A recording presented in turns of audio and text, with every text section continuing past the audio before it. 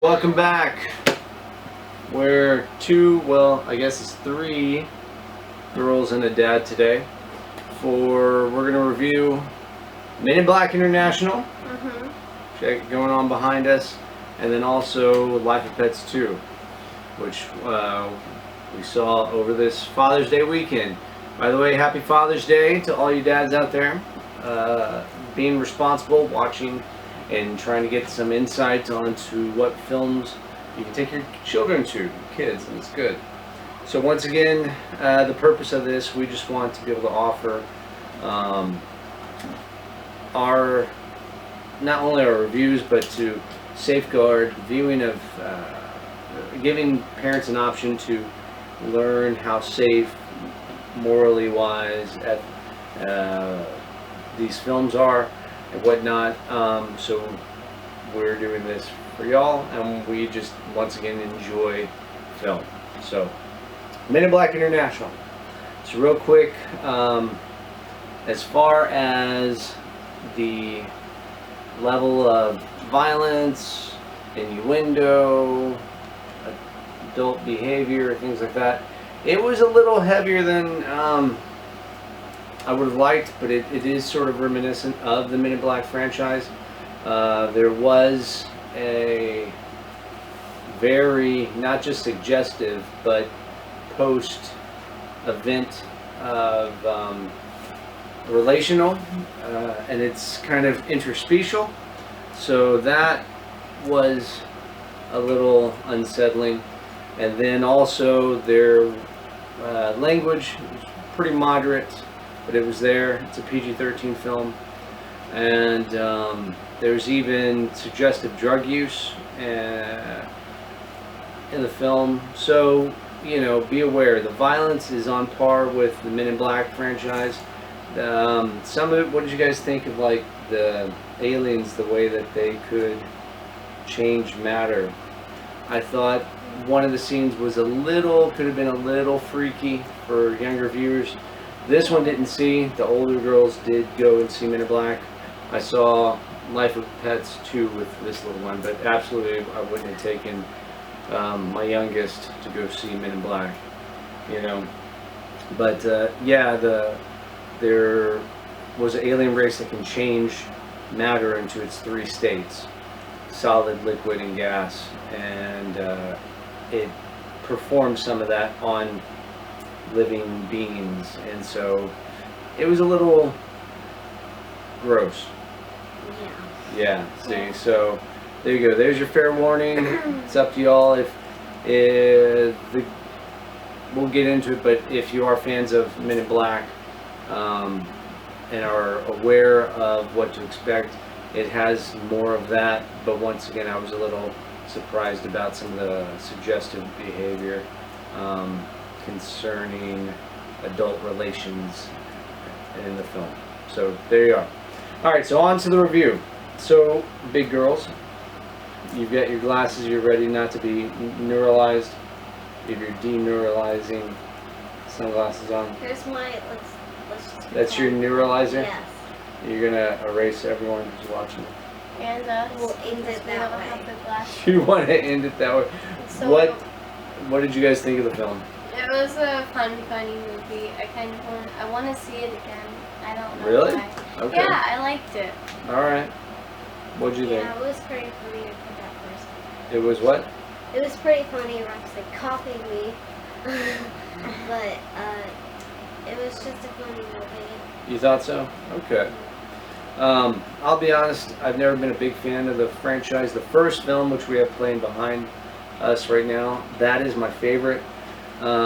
This film did not change that status and ranking in my personal view. I felt it could have been more. I'll just say that the film to me was a little slow and bland. But anyway, what specifically did you like about it, girls? The actors were funny, and Yeah. Pawnee is my favorite. Pawnee? I love him because he's He's cute funny. and mean. Yeah. Yeah, the Men in Black franchise, all of the films have some type of small alien, and that small alien tends to steal the show. You know, you've got the pug in them, and you've got those small little insect-looking aliens or stick-looking aliens, and they just steal the show. In this, once again, they went with it. The pug's not in it. I don't remember the pug's name. We need to watch these. We haven't watched the originals. Actually, yeah, none of them. No. The girls have no idea. Because they haven't seen the originals. I do plan we want to watch them together and see what that's about, and maybe we'll do a review on those. I don't know yet. But those be so old. Doesn't matter. There's still people who maybe just like y'all go and see this first and then want to know what the other ones are like. You know. Anything you disliked it? I wish that there was a flashback to show what actually happens with the hive. Well, you got it. You just gave a spoiler. Well, Yeah, spoiler. Sorry, that was kind of a spoiler. The same. but I want to know what really Sure. went. That is just one of the reasons why I dislike the film. That scratches the surface. It's not that I hate the film, I just don't think it's as good as it could have been. Chris Hemsworth is fabulous, he's funny, he's got great comedic timing, and I think that they didn't utilize that enough. I think, personally, I've seen Chris Hemsworth funnier playing Thor all the time. He can be quite funny. I've seen him funnier in Ghostbusters. I've seen him even funnier in Cabin in the Woods. Like, his little comic timing comes through, along with being this, you know, very heroic superhero kind of character. But yeah. Anyway, then Tessa Thompson was there. Her character, to me, felt almost forced upon the story. Like, it started out with maybe her being the protagonist and the story following her, but it kind of shifted, and I don't know, it was, I just, anyway. What'd you guys think about, like, the quality of production, the CGI, the effects? I mean, Same answer. they were good. Good. It was good. Good. It was good. There you go. Yeah, I mean, it's done well. I mean, it's We didn't watch it in moved on. 3D. Yeah, we didn't get to see it in 3D. Maybe it would have been better in 3D. I don't know. But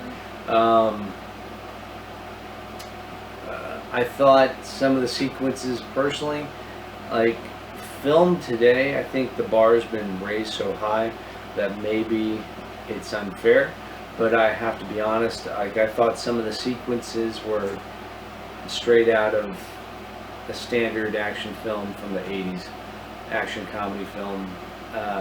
Personally, I was kind of like, I've seen that. You know, they had this hover bike chase sequence, and it wasn't anything spectacular, it wasn't anything new, it was just there. And I don't know, I've just, so many films out there have just done an amazing job with kind of chase sequences, and there wasn't much. I mean, honestly, the CGI and the aliens was amazing, but there wasn't a lot of tense or intense moments, and so I don't know, but the production value was certainly high. The CGI was great. Actors' performances, I mean, we kind of touched on that. Yeah, Yeah. good. Great Yeah, job. everyone was great. Liam Neeson was wonderful. And just like I said, I think maybe the story itself was kind of lacking, or the opportunities for that to flesh it out. We just could have done better. Yeah, I mean, there was a sub-story regarding Chris Hemsworth's character, like something had happened to him, but they don't delve much into it, and so his character arc isn't a true arc. It's like he starts out one way, and then he stays that, and you think there's a moment where he's going to change, or something in him changes, but nope, it just sort of stays. So I think that they missed out on some opportunity to make his character more interesting and more worthy. There you go. I'm throwing a Thor reference out there, because I don't think his character was worthy of what they presented in the film, because everyone talked like he's the best agent that ever was on the international branch, is how everyone talks, but I just don't think they allowed anything like that to really shine through. I didn't see a big sacrifice moment like most heroes have, which maybe they did that intentionally, but that's always the sign of worthiness, is the protagonist has to make that critical, huge, pivotal, sacrificial decision. And then, I don't know, they sort of did imply, but it wasn't. Anyway, you guys have not seen the original, so I've talked about it. The original, you know, we've got Will Smith, Tommy Lee Jones. This, it's Chris Hemsworth and Tessa Thomas. At first, it's Chris Hemsworth and Liam Neeson, and I was like, oh, here we go. That is a reflection of the Will Smith, Tommy Lee dynamic. But I guess since if you've seen those films, they didn't go into that, and then a time lapse happens 2 years or 3 years later, and then there's just everything's kind of different. So I personally still think the first one's the best, and then I like the third one. My ranking is MIB, MIB 3, and then this one and the second are tied for last. And it, personally for me, it's kind of a big gap. But they haven't seen it, but We don't know we'll what to see. compare it Yeah, to. but we'll see it. We'll get to watch soon. Anything else you want to add about the film? Final thoughts? It wasn't necessarily a great film, but it was a good, funny film. Okay. Yeah. Yeah. It was good, but it had its ups and downs. Ups and downs. So I guess if I was given, well, how many digits do we have now? We've got Secret Life of Pets. number 2. 2. So the big girls haven't seen it. I just went to the movie theaters with Ember here. Once again, Father's Day. What did Ember? Look at it. This was amazingly, surprisingly good. I was blown away about how much I loved the film. I highly recommend Secret Life of Pets 2. It is a wonderful moral story. Parents, there's only one scene at the end where the bunny gets dressed up as a girl, but you know, that's the owner's going to dress up their pets, like whatever. So I don't think there's a problem with that. I don't think, because I don't think it was a message to say, there wasn't an agenda behind it. No, it was just an a innocent. little Well, you all girl. haven't seen it. Well, so you have no idea. the trailer has it. The little Little girl bit. dresses. But anyway, Bunny up. the film, the message of the film is spectacular. It's a message of facing your fears. It's a message of family and the importance of family and connection. I was just very impressed. I went in not expecting much, and I came out like, wow, what a wonderful film. I was truly, I found it remarkably enjoyable. What did you think of it, Ember? Was it fun? Was it funny? Was What? it funny? What was what was the best part? Look at the camera. The one with the cat would catch the laser. Oh yeah, that was pretty funny. The cat, was it a cat or was it the doggy pretending to be the cat? The doggy. The doggy was dressed like a cat? Yeah. Talk, honey. So, the film, the quality is amazing. There was a change in the voice actor, Patton Oswalt, and Patton Oswalt's great. He actually voiced, good lord, how did I just forget the dog's name? Max. He voiced Max instead of Louis C.K. You know, DreamWorks pulled Louis C.K. after some of the things that, the controversy that Louis C.K. had. So they brought in Patton Oswalt, and he did a great job. In fact, I think they changed the entire storyline after they pulled it and reshot. And the way that they went with this film was wonderful. It was so good, so good. And they knitted, I loved it. I'll just tell you, they had several stories, several individual stories going on at the same time. I didn't know it'd be that way. It was, this is what's happening with Max and Duke, and this is what's happening with Chloe, and this is what's happening, you know, over here. with Captain Fluffy Pants. So, who was once again wonderfully done by Kevin Hart. Just so much energy, so much charisma, and so funny. All of them were amazing, amazing. And then remember you said you recognized the voice from Queen, whatever I Want to Be, from the Lego Movie? Yeah. Yeah, she was in it too. But the film, those several separate storylines converge at the end, which I also found surprising. I was like, wow, they did a good job of converging them all and making it coherent. So it's a short film. It's only like 90 minutes, but perfect for family. Great message, great quality, great production. I'll have to take the big girls to see it because I couldn't believe how good it was. And then there's a huge celebrity, not just a cameo, but performance. I did not realize who it was till the end of the film. I kept recognizing the voice and going, who is that actor? And then at the end I was like, oh my gosh, and I realized who it was. When I did, I was like, that was just perfect, and it was amazing. They got the perfect actor for the character that he is portraying. So go check it out. It's a great message on facing your fear. It's a great message on embracing life and the importance of family and family values.